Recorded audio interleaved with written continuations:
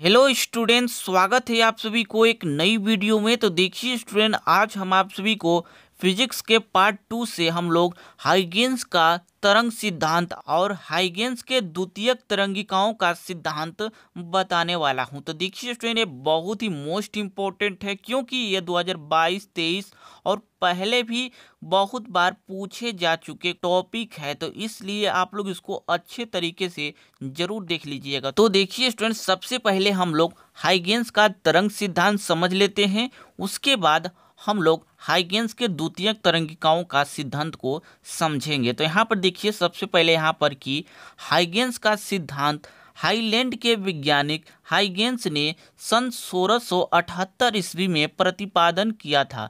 कौन किया था स्टूडेंट? हाईलैंड के वैज्ञानिक थे हाइगेन्स। इन्होंने ही 1678 ईस्वी में प्रतिपादन किए।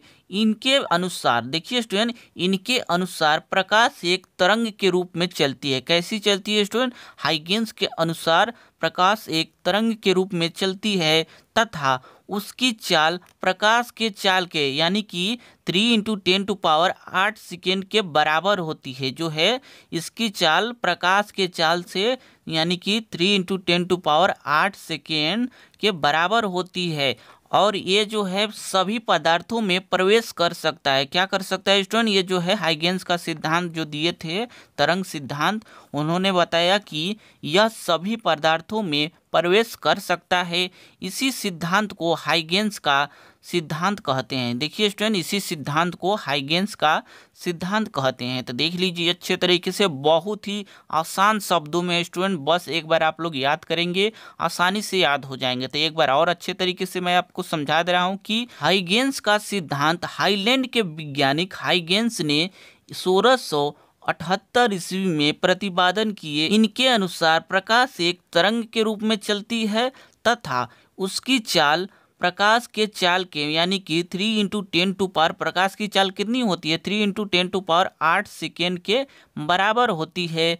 यह सभी पदार्थों में प्रवेश कर सकता है। ये जो है सभी पदार्थों में प्रवेश कर सकता है। इसी सिद्धांत को हम लोग हाइगेन्स का सिद्धांत कहते हैं। तो देख लीजिए स्टूडेंट, अच्छे तरीके से हाइगेन्स का तरंग सिद्धांत बहुत ही सरल है, आप लोग अच्छे तरीके से इसको याद कर लीजिएगा। इसके बाद हम लोग देखते हैं हाइगेन्स के द्वितीयक तरंगिकाओं का सिद्धांत, तो वो भी बहुत ही मोस्ट इंपॉर्टेंट है स्टूडेंट, उसको भी आप लोग देख लीजिए आगे। यहाँ पर देखिए स्टूडेंट, हाइगेन्स के द्वितीयक तरंगिकाओं का सिद्धांत, यहाँ पर देखिए आप लोग ध्यान से कि हाइगेन्स ने जो द्वितीयक तरंगिकाओं का सिद्धांत दिया था किस किन बातों पर निर्भर करता है। यहाँ पर देख लीजिए अच्छे तरीके से कि हाइगेन्स ने किसी माध्यम में तरंग के संचरण के संबंध में एक सिद्धांत दिए जिसे हाइगेन्स के द्वितीयक तरंगिकाओं का सिद्धांत कहते हैं। क्या कहते हैं स्टूडेंट? यहाँ पर देखिए कि हाइगेन्स ने किसी माध्यम में तरंग के संचरण के संबंध में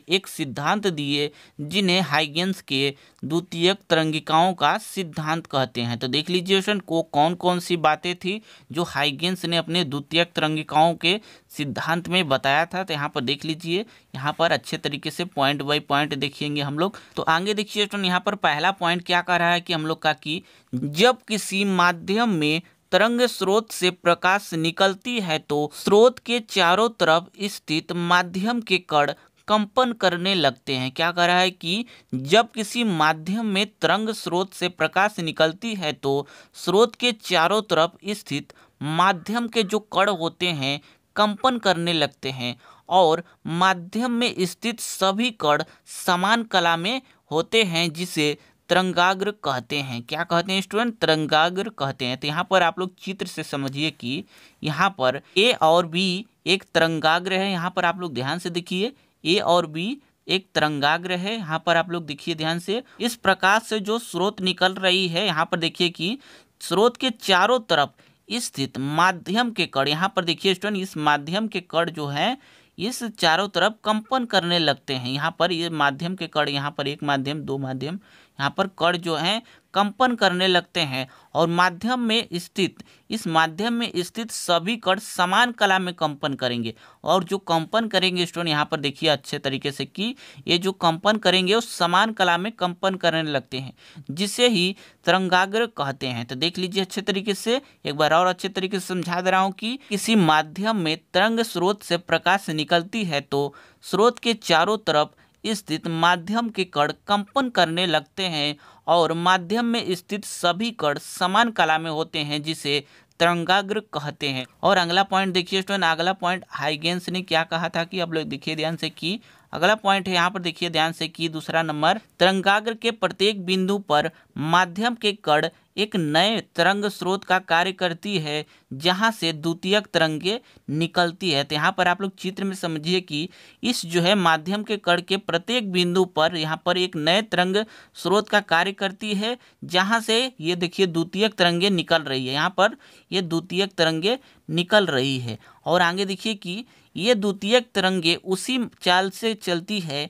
ये जो द्वितीयक तरंगे हैं यहाँ पर देखिए स्टूडेंट आप लोग चित्र में कि ये जो द्वितीयक तरंगे हैं उसी चाल से चलती है जिस चाल से प्राथमिक तरंगे निकलती है। ये जो प्राथमिक तरंगे हैं ये जो निकलती है उसी चाल से ये द्वितीयक तरंगे भी चलती है। तो देख लीजिए स्टूडेंट यहाँ पर अच्छे तरीके से आपको आशा करता हूँ कि समझ में आ रहे होंगे। उसके बाद हम लोग अगले पॉइंट को और लास्ट पॉइंट को देख लेते हैं। तो देखिए स्टूडेंट यहाँ पर तीसरा पॉइंट जो है यहाँ पर आप लोग ध्यान से देखिए कि द्वितीयक तरंगिकाओं को एक निश्चित दूरी लेकर बनाए गए गोलों को स्पर्श कराते हुए एक नया अनुवालोप बनाए तो तरंगाग्र एक दूसरी स्थिति को प्रदर्शित करेगा। तो यहाँ पर आप लोग चित्र में समझिए कि द्वितीयक तरंगिकाओं को एक निश्चित दूरी लेकर बनाए गए गोलों को, यहाँ पर देखिए द्वितीयक तरंगिकाएं हैं, एक निश्चित दूरी लेकर ये बनाए गए गोलों को स्पर्श कराते हुए, इसके स्पर्श कराते हुए एक नया अनुवालोप बन रहा है। ये जो है अनुवालोप बनाए तो तरंगाग्र एक दूसरी स्थिति को प्रदर्शित करेगा। तो देख लीजिए स्टूडेंट यही तीन जो पॉइंट है हाइगेंस ने द्वितीयक तरंगिकाओं के सिद्धांत में दिए थे। आप लोग इसके चित्र को स्क्रीनशॉट ले लीजिए और इनके तीनों पॉइंट को देख लीजिए स्टूडेंट, बहुत ही सरल है। आप लोग बस थोड़ा सा मेहनत करेंगे आप लोग को समझ में आ जाएगा। तो देख लीजिए स्टूडेंट इसका तीनों का स्क्रीनशॉट ले लीजिए, मैं दिखा दे रहा हूँ। तो देख लीजिए अच्छे तरीके से, बहुत ही इंपॉर्टेंट है स्टूडेंट। आप लोग किसी भी प्रीवियस ईयर के पेपर में जाकर देखेंगे ये पूछा ही पूछा है, तो इसलिए आप लोग इसको अच्छे तरीके से तैयार कर लीजिए। ये 2024 के पेपर में तो 100% आने वाला है स्टूडेंट, इसलिए आप लोग जरूर तैयार कीजिए ताकि आपको अगर पेपर में आए तो आप लोग अच्छे तरीके से इसे कर सके। तो ठीक है स्टूडेंट, आज के लिए तो बस इतना ही रखते हैं। कल मिलते हैं किसी ऐसे ही इम्पोर्टेंट टॉपिक के साथ।